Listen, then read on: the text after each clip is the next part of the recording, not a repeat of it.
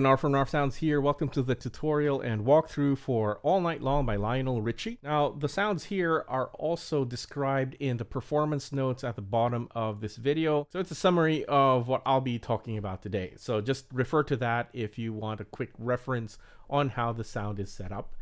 I've got 4 scenes for All Night Long. Scene 1 is the intro and the verses. So when you're in scene 1, you have the electric piano layer and the strings as well. And here we have the fast strings, and on top we have the intro strings. Now, if you've got a 61 key keyboard and you want to do the intro, just press the Octave plus button and play it here. Take note that the C is actually tuned to an E flat. So if you've got a 76 key or an 88 Yamaha Montage MODX, you don't have to press the octave buttons, just play it up here and you play it normally. And the E flat behaves like a normal E flat, and it's not tuned to anything different. On the left side, we have the electric piano layer. And that's actually in part 1. And if you have a look, in part 1, we have 6 different elements.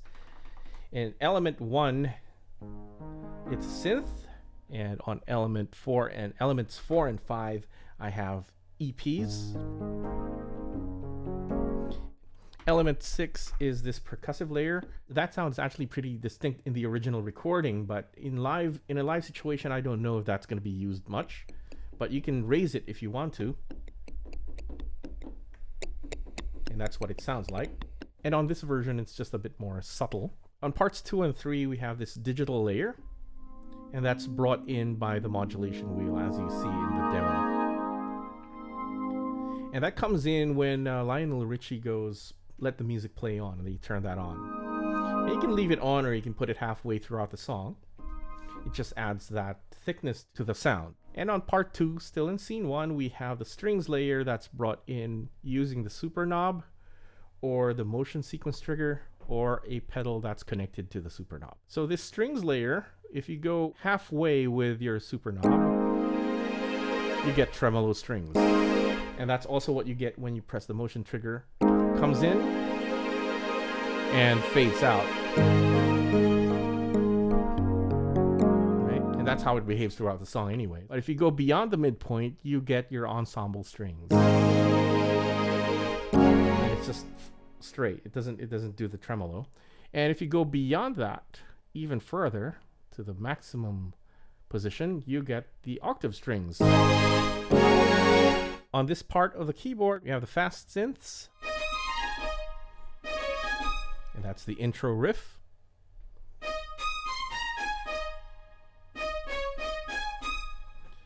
And when you go from verse 1 to the chorus, we use this note, and it's a spiccato string.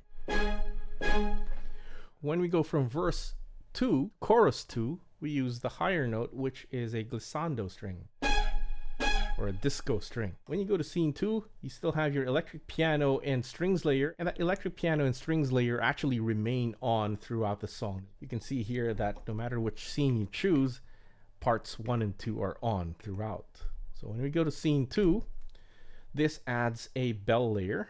So the bell layer is this one. So when we do the chorus,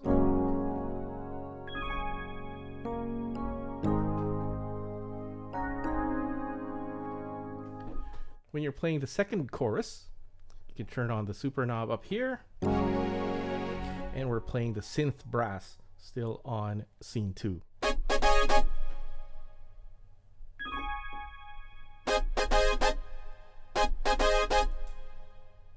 All the while playing the left-hand chords. After the second chorus, we go to scene 3, and it's this part. On the left-hand side, we have built-in chords in the notes. And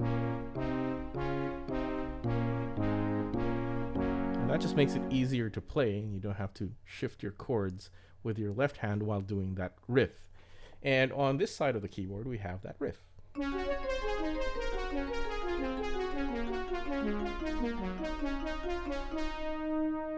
And I can play that slowly for you.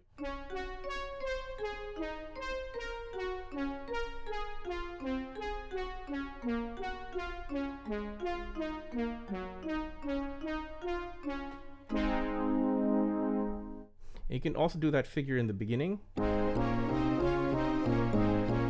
the strings on. Right? I put in the octave strings here in case you want to play that strings riff while you're doing that figure here. But I personally can't do it. It's there if you want to do it. Actually play that left hand riff along with the right hand riff. Go for it. So when you get to scene 4, we still have our electric piano and strings layer, and now we have the brass. And the brass goes, so it's these notes. And this one goes from the F sharp to the F.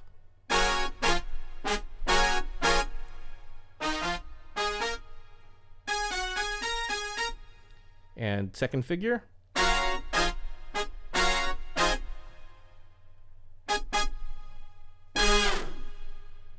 And then last figure goes, while you're already holding these two notes, the G sharp and the G sharp up here.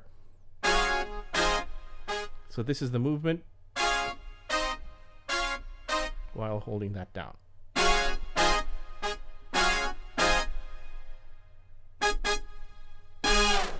And the last figure of that brass before you get back to the chorus is this.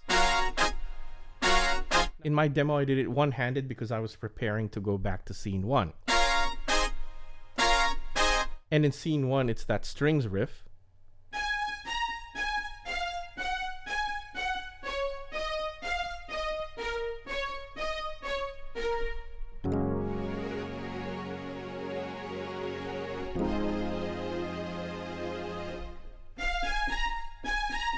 And then it's back to scene 2 for the chorus.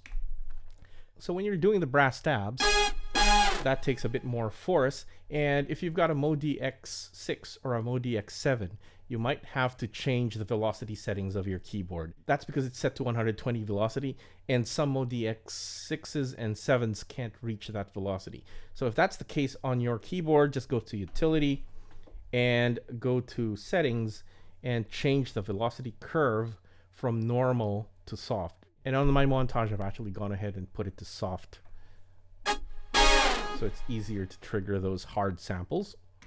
If that's still not enough, you'll have to go to the part, and the brasses are found in part 7. You just press part 7, press edit, and then you'll find the brass tabs here on part 4.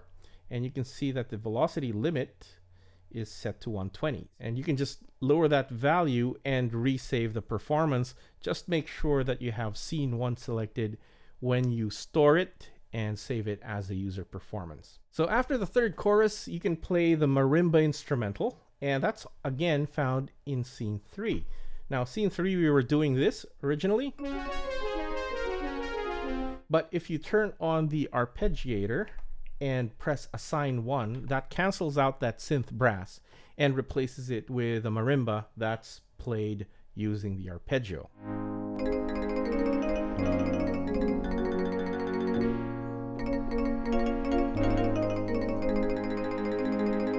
Now, in my experience, I've actually never played that part live in a band. So if that's the case in your band, if you're performing it, you also have the option of disabling that marimba part altogether. You just don't play it, and just don't press assign 1 and don't press the arpeggio.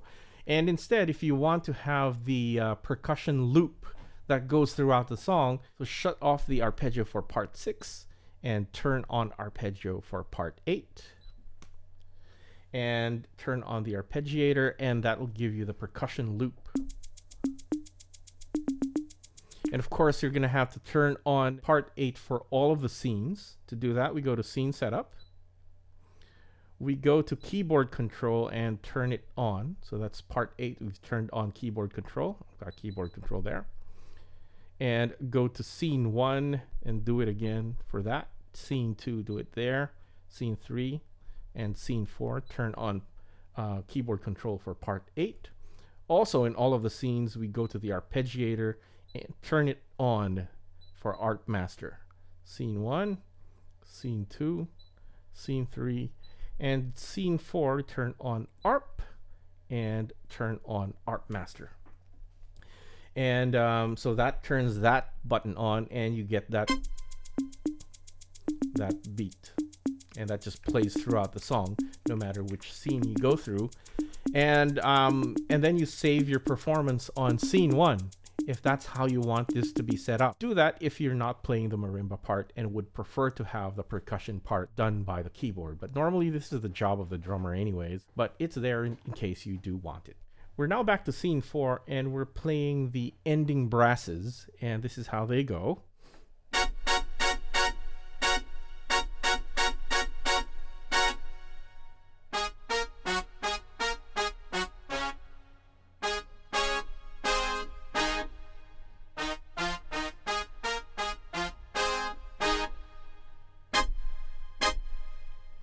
And then the very last part, it's this.